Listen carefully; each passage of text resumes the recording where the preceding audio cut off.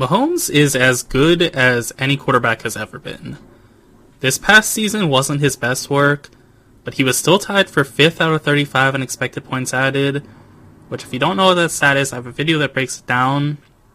It's awesome because it defines how well a quarterback, offense, and defense is playing, so it's a do-it-all stat.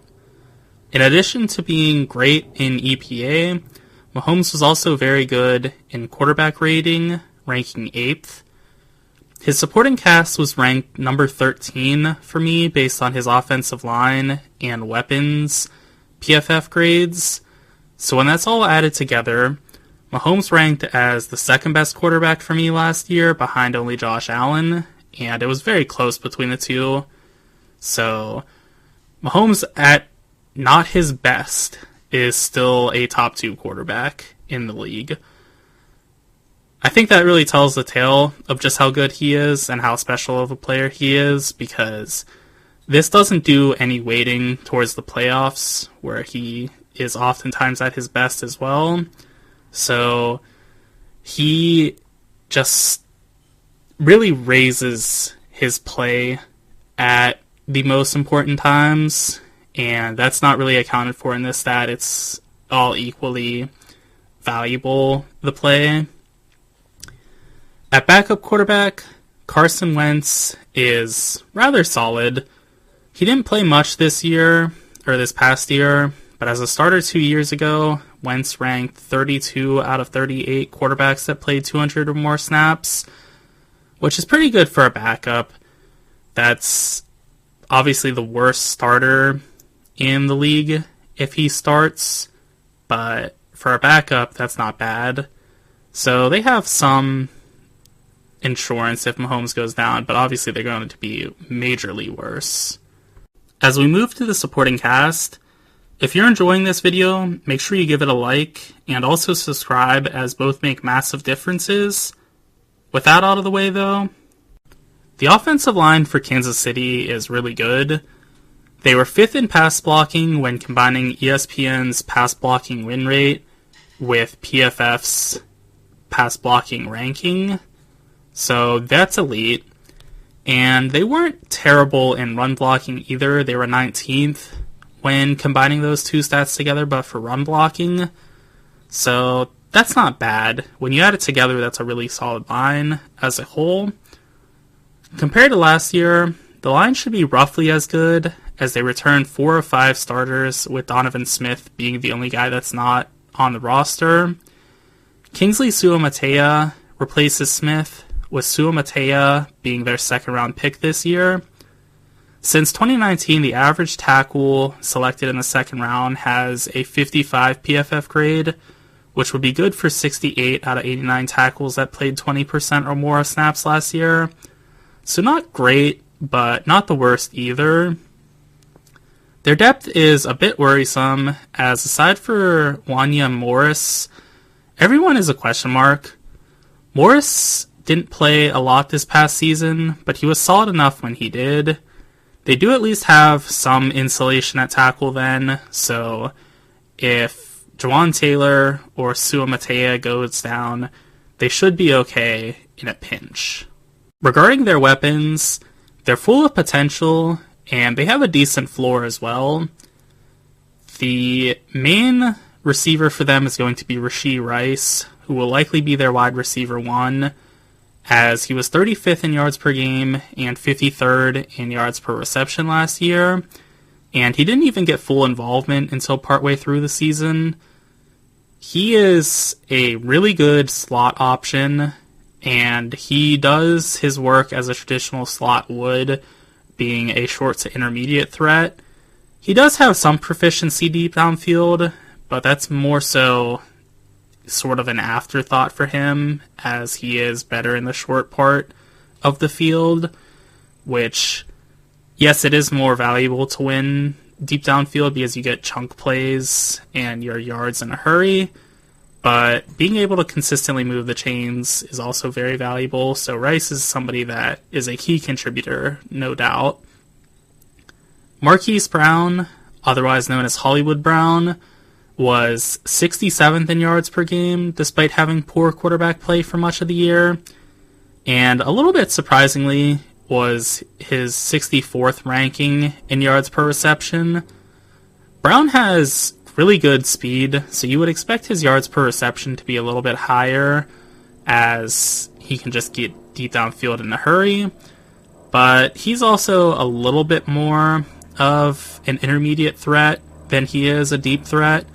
I think he could be unlocked as a deep downfield winner, though, with the Kansas City offense, so it could be better this upcoming season.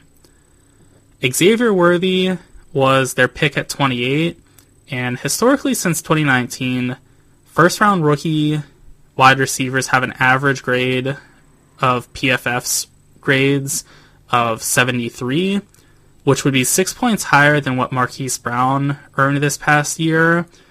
So if Worthy is average for being a first-round rookie, he should be really solid.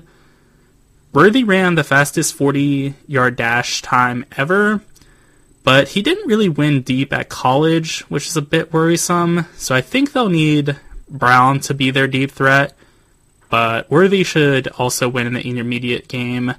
So they really have a lot of intermediate threats, and they still don't have the greatest deep threat option, even though they've added a ton of speed.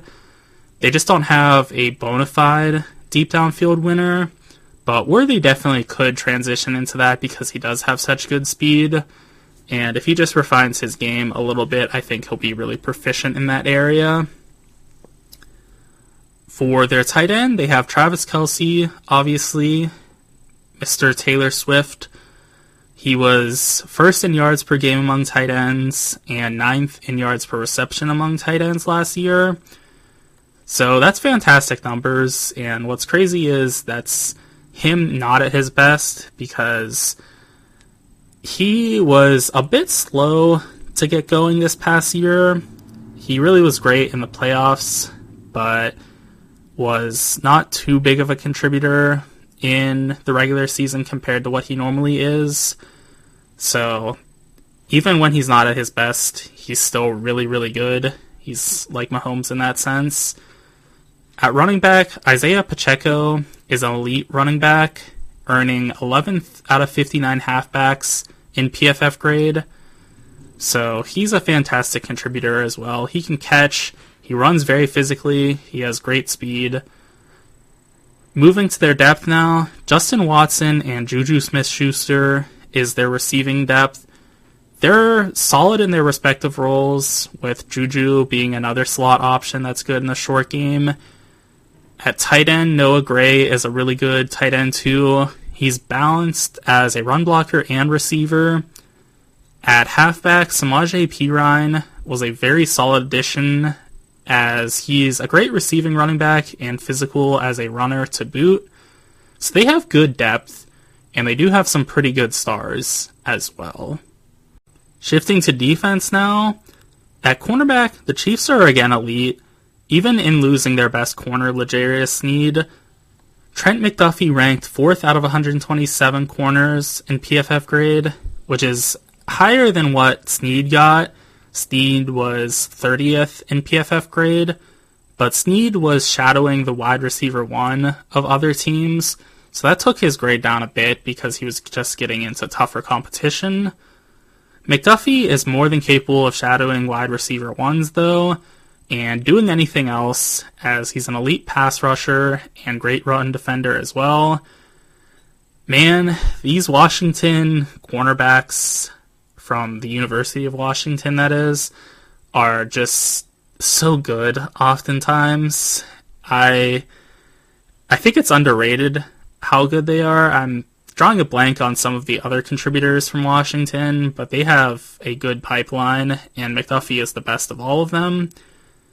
At corner 2, Jalen Watson is really solid, as he was ranked 46th out of 127 cornerbacks. He's good in coverage, as he puts his 6'2" body into receivers, and he's good against the run as well, which isn't a big deal, but it's nice to have. He really is physical, and that's a common theme for the Kansas City defensive backs. They love their physical corners. They love to play man press. So that's good to have. They have guys that can do that with great proficiency. At nickel, Chamari Connor, I really botched that initially, is the best safety 3 in the league. He was ranked 11th out of 95 per PFF for safeties. He's fantastic against the run and great against the pass too.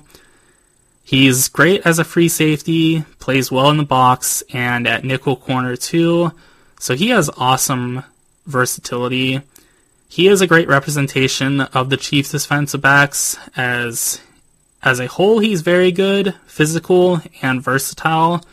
So he really sums up their defensive backs really nicely. At safety, they are pretty well set. Brian Cook ranked 57th out of 95 safeties in PFF grade. He's really balanced as a run defender and pass coverage player, so he's a good do-it-all safety. They do fall off quite a bit with their second safety, though, as Justin Reed was 79th according to PFF. He had a much better year the year prior, as he was 32nd out of 88 safeties that year. But even still, he's a good run defender, so even at his worst, he's going to contribute some. I would love to see him be their kicker for kickoffs as well, because he does have some proficiency at kicking, and he's super athletic, so he can contribute in that regard as well. Regarding their defensive back depth, Joshua Williams was graded 25th by PFF. He has awesome size at 6'3", which is insanely tall for a corner. And he plays that way as, again, he's uber physical like all these defensive backs are. They also have Jaden Hicks at safety, who they drafted in the 4th. Since 2019, rookie 4th-round safeties have an average PFF grade of 70, which is good enough for 34th out of 101 safeties. So rather good, but on a small sample size, so it's kind of hard to really gauge. As for the front 7, on the defensive line, the Chiefs are rather good, albeit they are a top-heavy unit. George Karlaftis finished 18th out of 122 in edge pressures. He isn't much of a run defender, but still has developing to do, so someday he might be one, as he has the body to defend the run, as he is a large edge defender. At edge 2, Michael Dana ranked 50th for edge pressures. He also isn't much of a run defender, but you could do much worse than Dana as a player. He is a contributing edge rusher with his pass rushing abilities, so that's nice. And for the interior, they have the absolute beast Chris Jones. He was 2nd out of 142 in defensive interior pressures, being behind only Aaron Donald, so he's coming into the year as the defensive tackle that has the most pressures, as Donald obviously retired. Jones is solid but not great against the run, so he's really good as a whole. He is just so fantastic as a pass rusher. He cannot be stopped, basically, regardless of what you do. And he's not bad against the run, so I'll take him any day of the week. The other defensive tackle, Tershawn Wharton, is solid, being 72nd for defensive interior pressures. He isn't a good run defender, but he is solid in the limited pass rushing reps he gets. I think he could be a bit higher in defensive interior pressures than 72nd if he got more reps. So he's a bit underrated in my opinion. As for their depth on the defensive line, the Chiefs are lacking there, though they do have a nice chess piece. Charles Omenihu is a very solid third edge rusher that can also move to the inside on 3rd and longs. So he's a very solid contributor, but that's about it that they have for the depth, so they could use another contributor. For the final positional group, linebacker, the linebacking core for Kansas City is very good and deep as well. Nick Bolton ranked 62nd out of 82 linebackers in PFF grade this past year, but the year prior was 12th out of 81. Bolton is great against the run and alright against the pass. He can struggle in coverage, especially one-on-one, but he's a really solid contributor nonetheless. Their other linebacker that starts is Drue Tranquill. He was 35th in PFF grade. Tranquill shines as a pass rusher, being one of the best blitzing linebackers. He's also solid in coverage as well, though he does struggle a bit against the run, but he balances out Bolton because Bolton struggles in pass coverage and Tranquill is great there, and Bolton balances out Tranquill because Bolton's great in the run game and Tranquill struggles there. So it's a really nice balance. Like I mentioned before though, the depth at linebacker for the Chiefs is what's really sensational, as they have Leo Chenal, who was PFF's 5th ranked linebacker. Chenal is an absolute animal against the run, can rush the passer some, and is serviceable against the pass. So he is a really underrated player. He would be a starter for a ton of teams, but the Chiefs have such a good situation at linebacker, he just is a 3rd contributor. So on times, though, that they go with 3 linebackers, which is not very often because they do live in nickel and dime, he can be a fantastic player, and he also provides great insulation if anybody gets hurt, because he is a pretty nice do-it-all linebacker. In all, the Chiefs are primed for a three-peat. Mahomes can go blow for blow with any quarterback in the league, and he lifts his team up as much as anyone has ever done. His offensive line is great at protecting him, and they can run block pretty well also. His weapons are much improved from last year also, which is really good because they were lacking a bit last season. Defensively, the loss of L'Jarius Sneed hurts a bit, but their coverage is still very good.